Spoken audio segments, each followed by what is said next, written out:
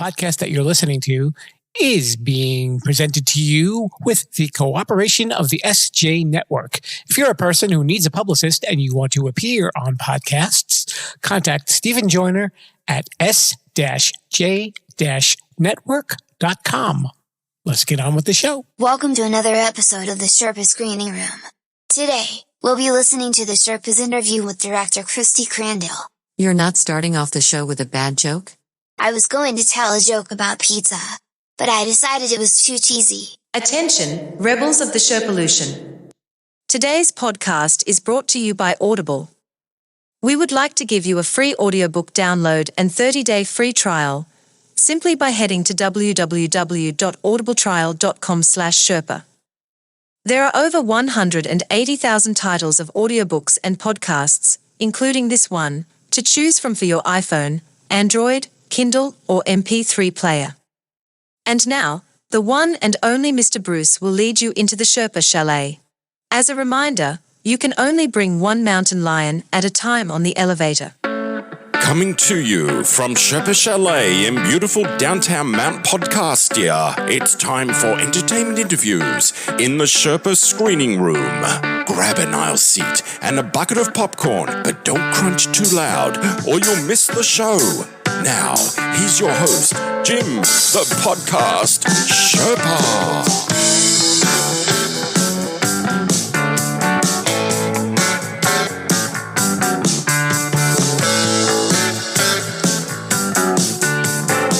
Welcome to the Sherpa Screening Room, a presentation of Too Many Podcasts. So that means that this must be me. Of course it must be me. Jim, the podcast Sherpa here, welcoming all you rebels of the Sherpalution to the show. And for those of you who are new, these are the episodes where I get to speak to creators, folks in the entertainment business, actors, writers, directors, singers, authors, you name it. If you were listening to this podcast on October 20th, 2021, you heard my Sherpa Screening Room interview with a guy named Mark Morales. And Mark wrote a movie called 521 North Main Street. And it was in the working stages. And today I get to speak to someone who's been working with Mark to help him make that a reality on film. And her name is Christy Crandall.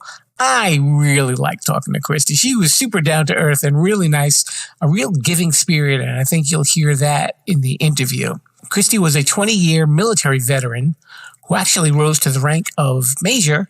And once she retired, she decided that she wanted to pursue a love of filmmaking. And that is exactly what she's doing here. And we got to know her and she got to talk about the movie. And we had a lot of laughs in here too. A really enjoyable interview. Thank you so much, Christy. Well, what am I keeping you waiting for? Let's interview with Christy Crandall.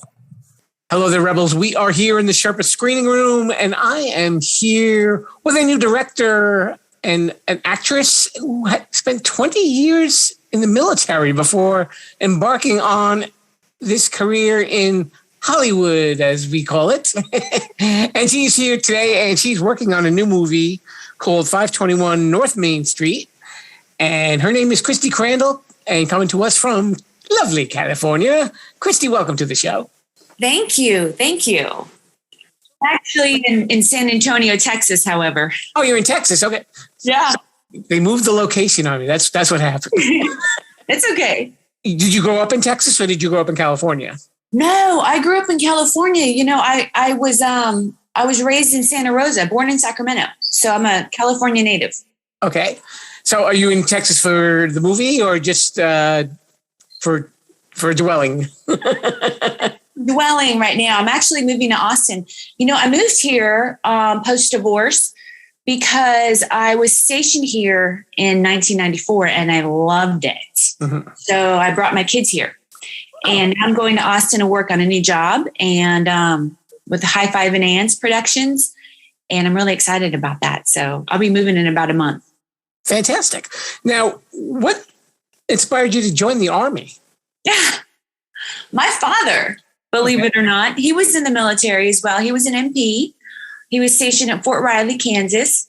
And growing up, he really had a lot of stories to tell that were just fun. And he made it sound like such an adventure.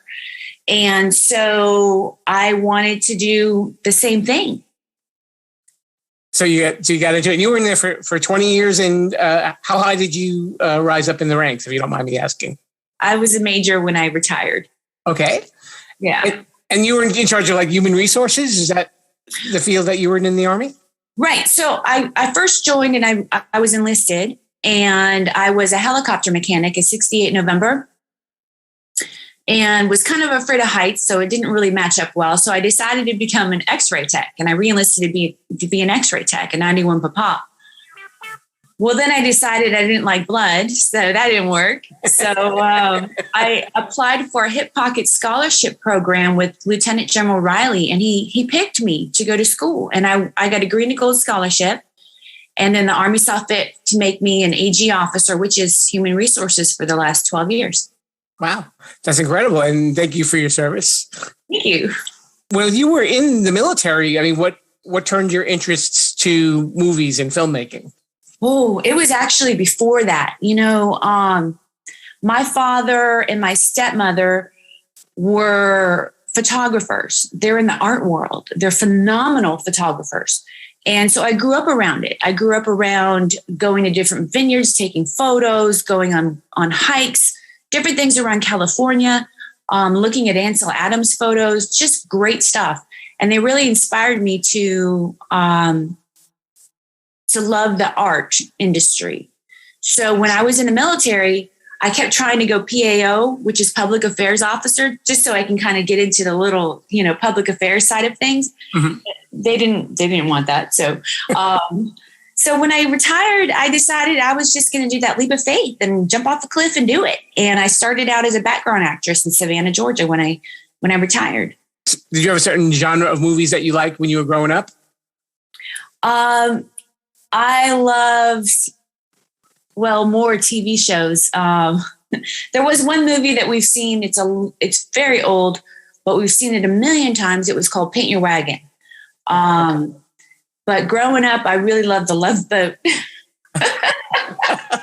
Okay. And of course, Fast Times at Ridgemont High.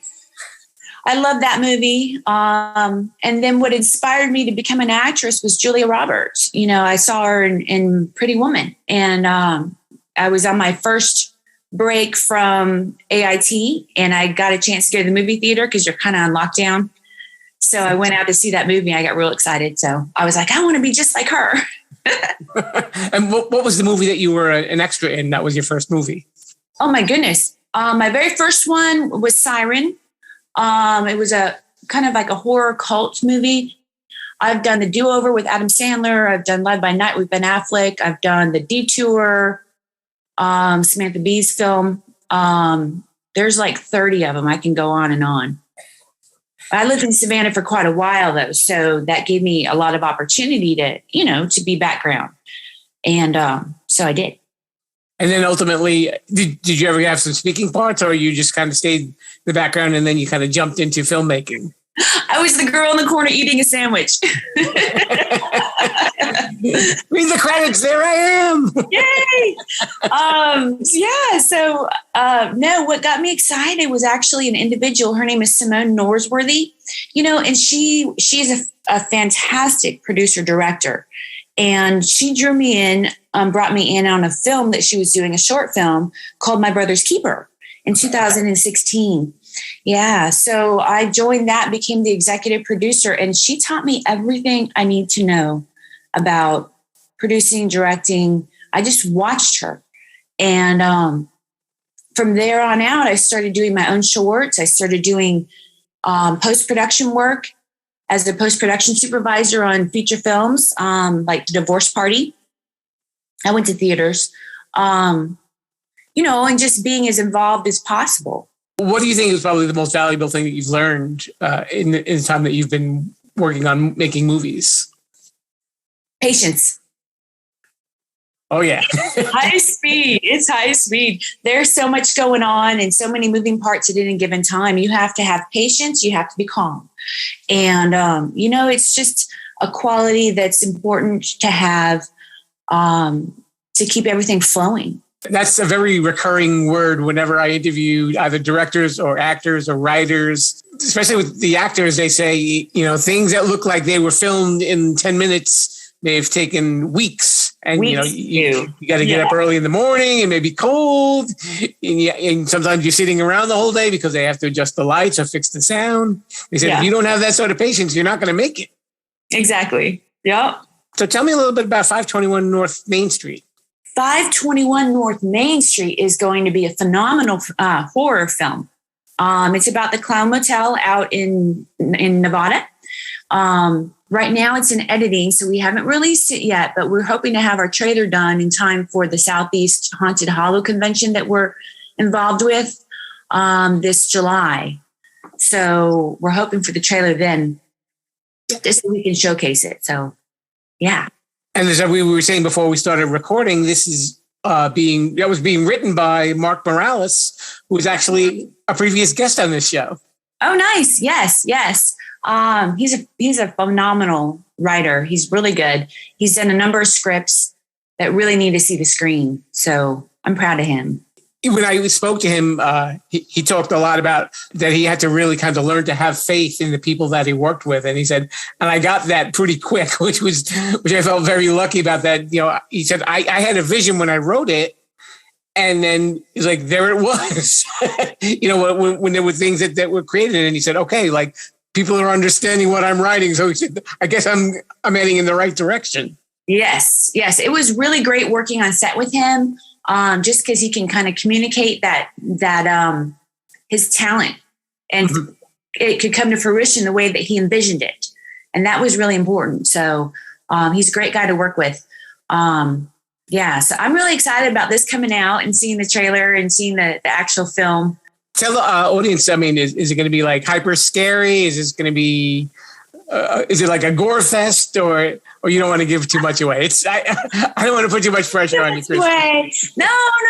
It's going to be, there's heads on cakes and gory stuff and people getting stabbed and beaten and, it's good. And it carries a message and, it's a fun story. There's comedic points in it as well.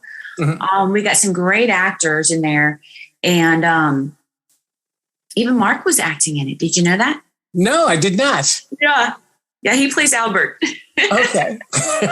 We'll have to keep an eye out for him. Yeah, he did a great job. I love how you said it's a horror story with a message, and then you're saying there are heads on cakes. I hope that's not the message. Like, don't get your head cut off so it's put on a cake. No. You'll see when it comes out. You'll see. Any idea when people can expect it, or it's going to take a little bit of time?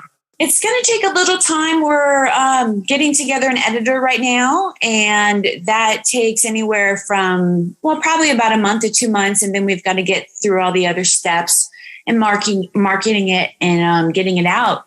So I'm going to anticipate about 3 to 4 months, but I don't want to make any promises. So, yeah, but we'll have a trailer out sooner. Okay.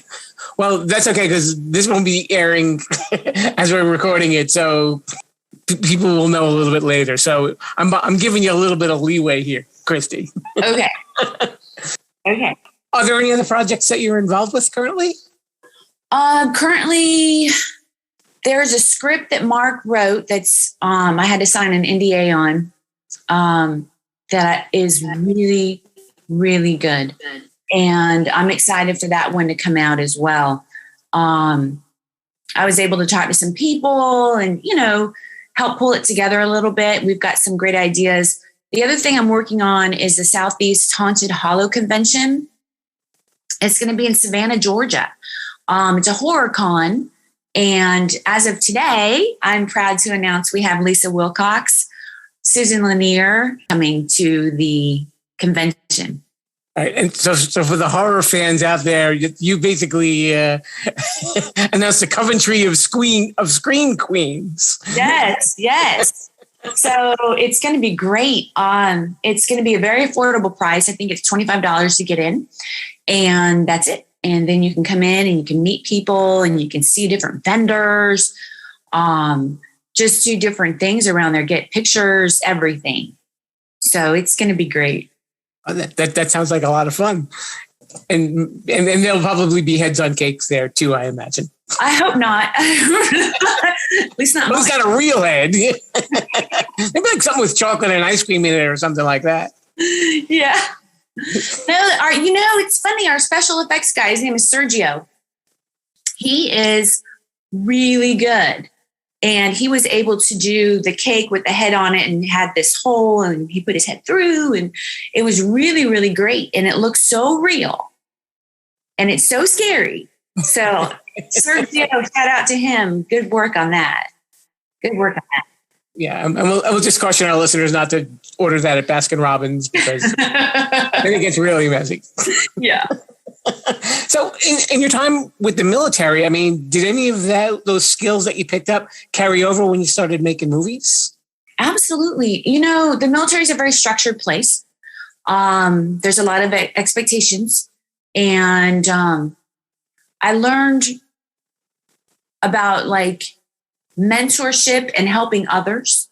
And I learned to, kind of help promote other people. And I said on another podcast, it's true story. It's like you never worry about your own evaluation. Don't worry about how well you're doing. Worry about your bosses. Worry about your peers. Because if they can get a good evaluation based on your work, then you've been successful.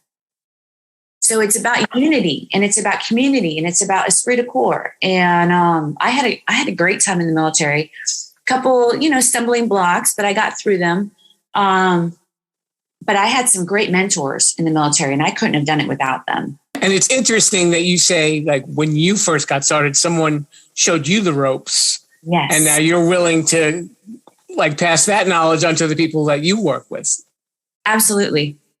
Absolutely. My favorite place, one of my favorite places to be stationed was Fort Hood in Texas. Mm-hmm. I worked at 41st Fires Brigade with J.T. Thompson. And he was a great leader. He made 3-star general, lieutenant general, which is phenomenal. That's like really hard to do. But he was such a great leader and very inspirational, very motivational. It made you want to get up in the morning and just go to work because you were inspired because he gave you goals.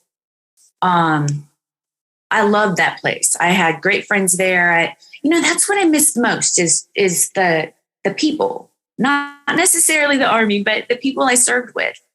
Yeah. Yeah. Well, I guess they're the ones that are going to make the experience for you. Mm-hmm. Probably taking that type of camaraderie with you into the film world has got to be something special for you as well, to learning how to trust people again, like we said with Mark, that you're working with people that they believe in you and you got to believe in them as well. Yes. Yes.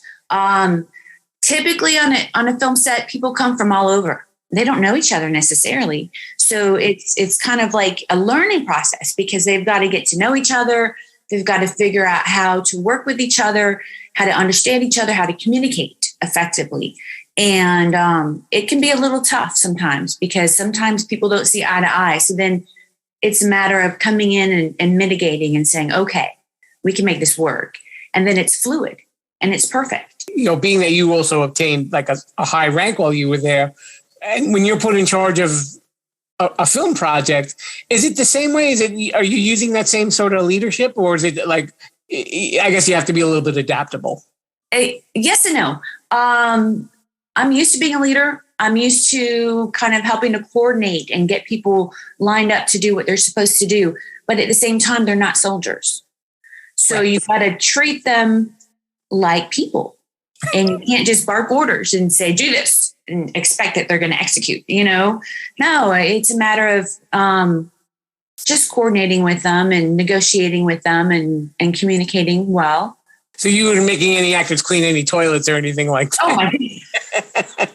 Oh, maybe one. No, I'm kidding. Yeah, one guy who flubbed the line and, you're not getting away with it today, right? You're right. How do you feel about the horror genre? I mean, now that you've kind of sunk your teeth into it, pardon the pun. Yeah. Okay, this is kind of funny because I can talk on that for a while. My very first film I did with Simone Norsworthy was called My Brother's Keeper, and it was a Christian-based film. It's a beautiful story. And we actually got a Telly Award for it, and it went to Cannes, non-competitive, but it went to Cannes, and that was really great. Sure. from there, I've done suspense, I've done love stories, I've done drama. This was my first horror film. Okay. And it was exciting. It was really cool to roll into work every day and see what Sergio had made today. We had a costume artist, wardrobe person that actually made the costumes for like the clown dolls. And just the creativity in that place was amazing. But I will say I struggle a little bit with it because it's a matter of, I'm LDS. So it's a matter of like, am I doing the right thing? Is it okay in this moment? You know, I've been on 2 different films where I actually walked out because it just didn't feel right. It didn't feel right. It didn't feel like a place I needed to be at. But this was fine. This was fine. Well, I guess that probably comes with like leadership as well too. When you're pulling everybody together and you see that it becomes that finely oiled machine that you want it to be, then that probably takes a lot of the stress off. Yeah, that's true. That's true. Usually by week 3 of working together, it's like, just like you said, like a well-oiled machine. And it's just like gears turning, everybody working, coming together. We had, on the last film, 521 North Main Street, you know, we had a COVID scare. So that kind of stopped us dead in our tracks. I was one of the guilty parties that got COVID. So we had to take a pause, but it's okay. We worked around it and we got through it, and we made this amazing film. That's the thing. I guess, you know, as long as everybody's got that same vision, that's really one of those key things that you need is somebody who's helping steer the ship. Yeah. That was a combination between myself and a couple other people kind of guiding everybody. Mm-hmm. You can't do it alone. Let me ask you, if you were to oversee one of your dream projects, what would your dream project be?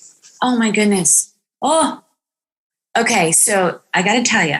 And you can pick the cast too on this, Christy. I totally would. So I used to live in Huntsville, Alabama. Okay. I lived there for 3 years. And while I was there, I met a woman by the name of Laura Ann Heaton Gray. Now, Laura Ann owns her own studio called Excelsior Studios in Huntsville. But prior to that, she and I were best friends. And we did a lot of film work together. We did a lot of different things. And what was interesting is that we got together and she wrote a story called Pretty Big Girl.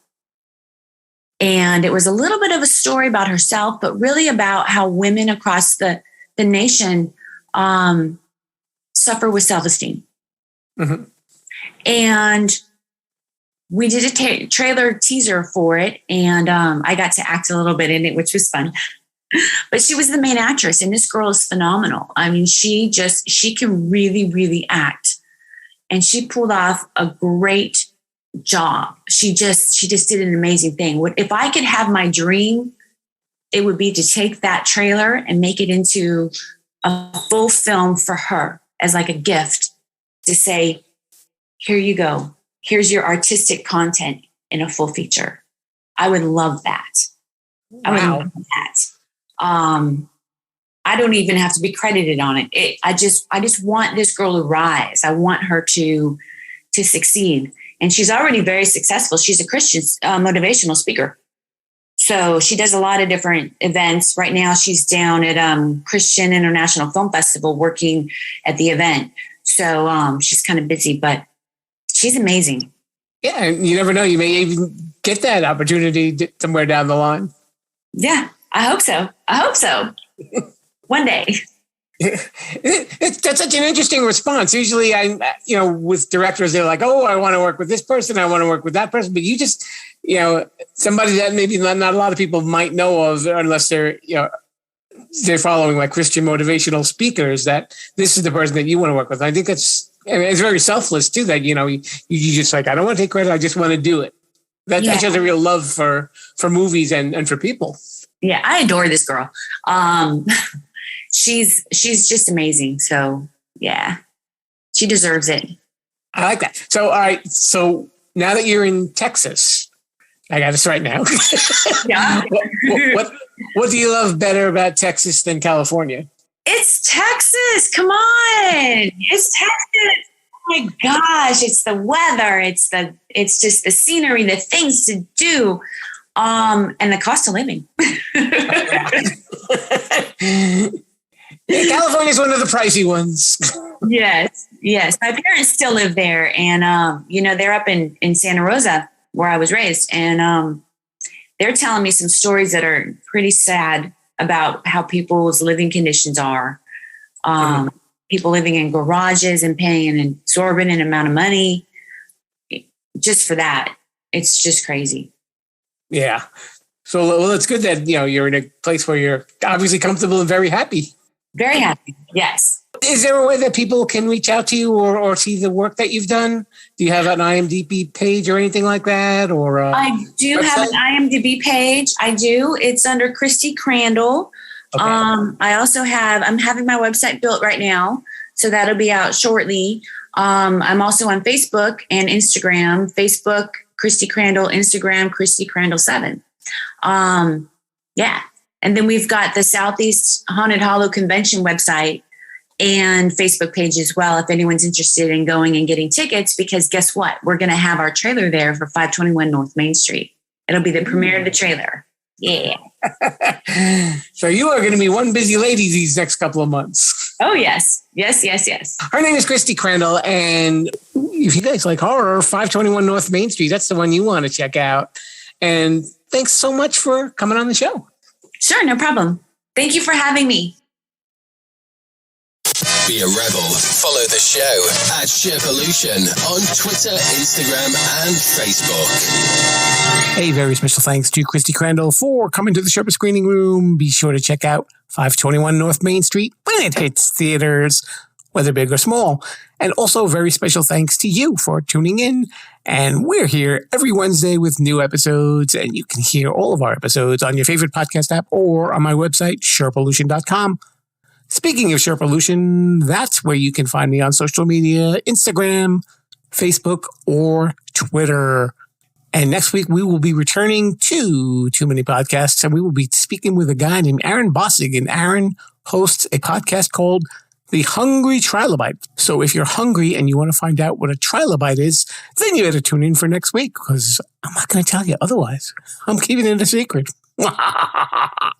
Anyway, folks, thanks again for listening, and we'll see you next time. And viva la Sherpalution! Thanks for listening to the Sherpa Screening Room. Don't forget to subscribe, rate, review, and share this podcast.